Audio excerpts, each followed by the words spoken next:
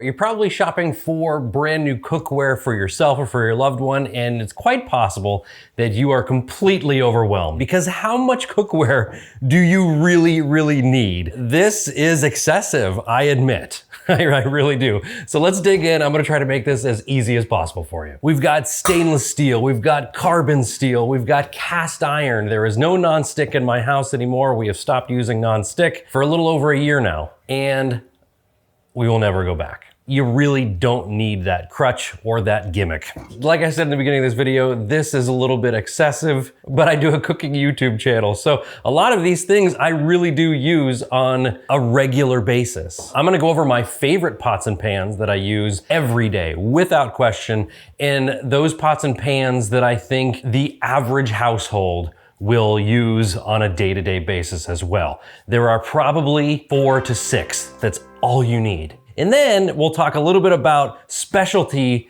cookware for those special needs, depending on what you like to cook. So let's first talk about stainless steel. Now, there are so many options. I do not blame you for being overwhelmed. There's 3-ply, there's 5-ply, there's 7-ply alloys that are stainless steel with titanium to make them stronger and last longer and look better for a longer time period. The main stainless pans I think that everyone could use is a set of frying pans and skillets, whether that's a 8-inch, 10-inch, or 12-inch. These are 2 different brands, made in, and this is Heritage Steel. We'll talk about brands later though. I mean, you could really honestly just get away with one 12-inch stainless steel pan. I mean, you could use this for small jobs, you could use it for large jobs. So if you really wanted to save money and just get one pan to do pretty much every job, your 12-inch stainless steel frying pan or skillet is the way to go. If you wanted to save space on your stove while cooking multiple things, that's where your 8-inch and your 10-inch come into play. Let's talk about pots real quick. Sauciers like this. Now a saucier, it has a curved inside,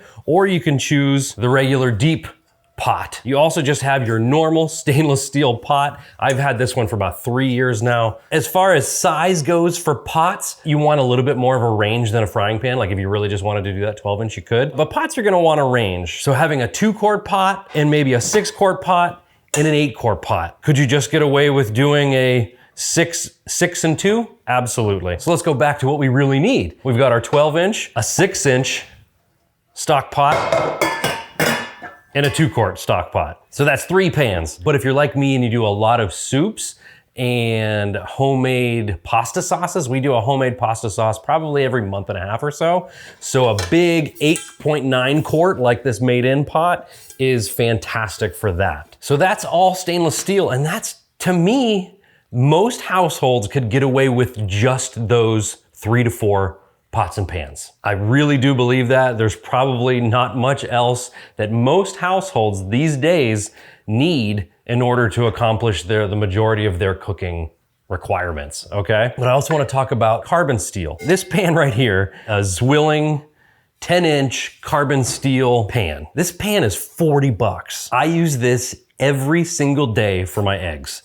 I use it for sunny side up eggs. I use it for over easy eggs. I mean, they just surf around on this pan. They never stick. So I use that every day. I also like to use this for toasting sandwiches, things like that. But there's also a very large carbon steel pan that I really don't use this one very much. And you can see my seasoning on this is still kind of evolving because I don't use it all that much because this is a very large carbon steel pan. But this is great for I love doing stir fries in this. I love doing searing steaks in this is great, but to be honest, which leads me to our next one, cast iron.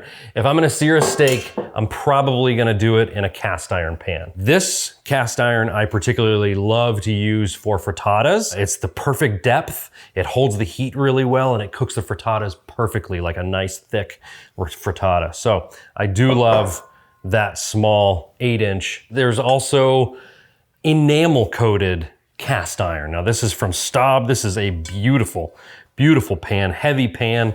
I wouldn't use this to sear steaks because of the enamel coating. What I really love to use this pan for is pancakes, believe it or not. If you do a lot of delicate stuff like pancakes or crepes like that, and you don't want them to stick, but you still want to get nice color on them, enameled cast iron is perfect for that. But this pan has been a workhorse. I think this is a 14-inch. I've had this pan for 9 years. I don't even know the brand of this one, but I think I bought this one in Home Goods or something like that a long, long time ago. If you watch my videos for a long time, you know I do a lot of grilling. I like to do a lot of open fire stuff, and I love to use cast iron on open fire, on the grill, on the smoker. There's really nothing better for open fire than cast iron and searing a steak.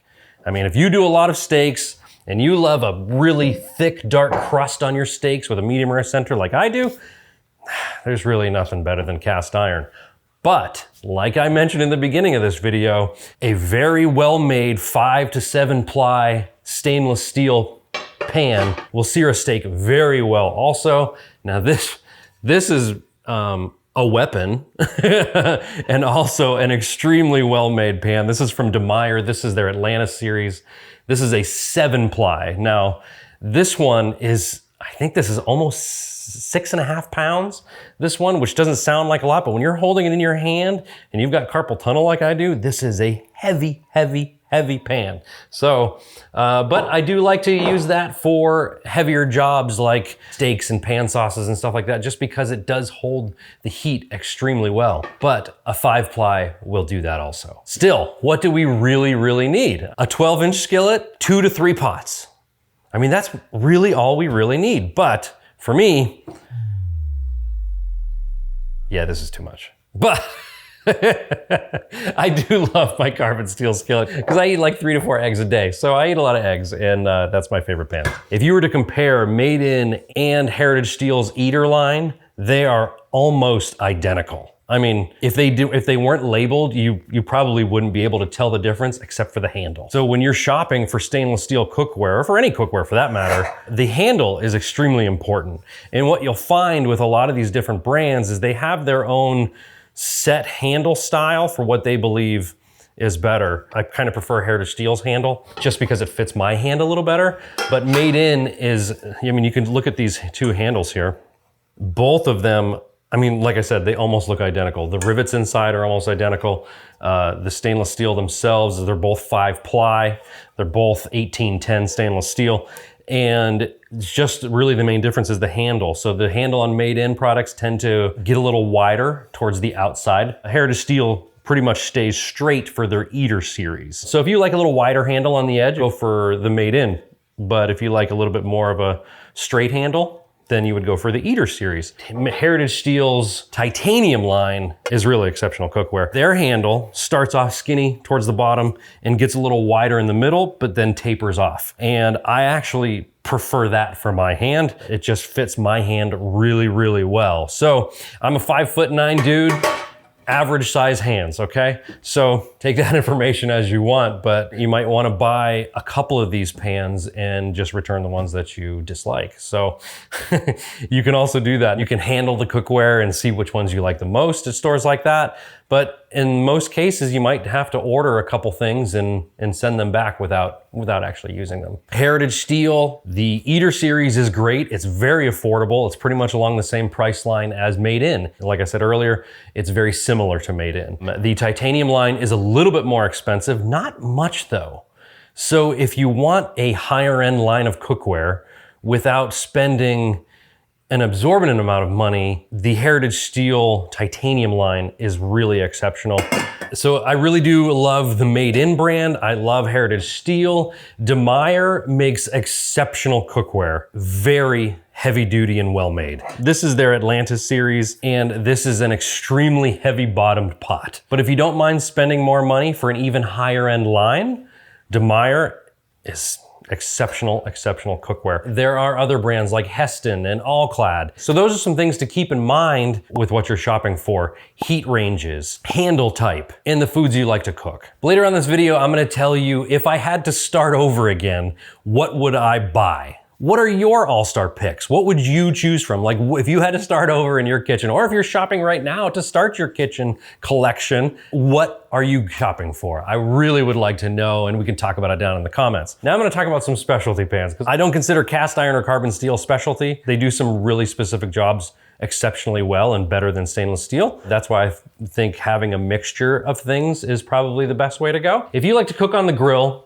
or an open fire like I do. DeMeyer makes this, I think it's the Black 5. There's 5 pieces to this cookware, and it has this black coating on the stainless steel. This is 5-ply stainless steel, but this black coating enables you to put it over an open fire on the grill without staining or damaging the stainless steel. And it's really beautiful cookware at the same time. So this is a smoking pot.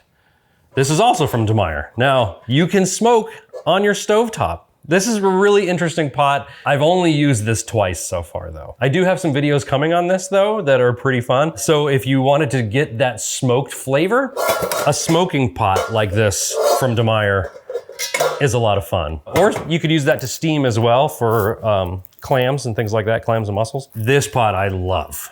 This is the Heritage Steel paella pan. And if you do paella or long cooking big batches of things like shakshuka or something like that, this is a great pan, very specialty pan for something like that. A cast iron Dutch oven. This I use for baking bread, like sourdough and stuff like that. Or I also use this for soups and stews over a campfire or in the smoker. So Lodge is a brand of cast iron. It's very, very affordable. So as far as affordability goes in cast iron, Lodge is probably one of the best for what you get for the price you pay. So now for my all-star picks of if I had to start over, what would I buy? I would go with a 12-inch fry pan. I would also have a 2-quart pot. I would also have a 6-quart pot. And I would I might even go bigger than the 8.9. I'd probably go 12-quart pot because I've been using this and really coming close to overflowing it several times. I would also have a saucier like this. I love using this for desserts like custards and things like that, or pan sauces, or poached eggs. I love the curved edge for the poached eggs. You get that water swirling, and that curved edge helps keep the eggs moving in that circular motion really, really well. I love this pot for that, and I do a lot of poached eggs. It's one of my favorite breakfasts. I'd go with the big cast iron because it's so useful for so many things on the fire. I'd also go cast iron Dutch oven. And my trusted carbon steel egg pan. Now, you can use it for more than eggs, but that's particularly what I focus on. And that would be my all-star pick. If I had to just start over and get the things that I really would use all the time. But as these things go, the things you love to do always tend to grow into a big collection. And that's not a bad thing either. To be able to reach into your cupboard and grab the perfect tool for the job, well, we'll call that a blessing, I guess, right? Now, if you want to take an even deeper dive into DeMeyer and Heritage Steel and All-Clad and Made In, you can watch this video right here. I go much deeper with how things are made and things like that and the pricing of everything. Now, pricing may have changed since I published that video, but this is what you need. Get rid of the non-stick, folks. You don't need it. It's a crutch, it's a gimmick, it's a waste of money, and it goes right into the landfill. I hope you got something out of this. As always, I appreciate you. Thanks for watching. See you on the next one.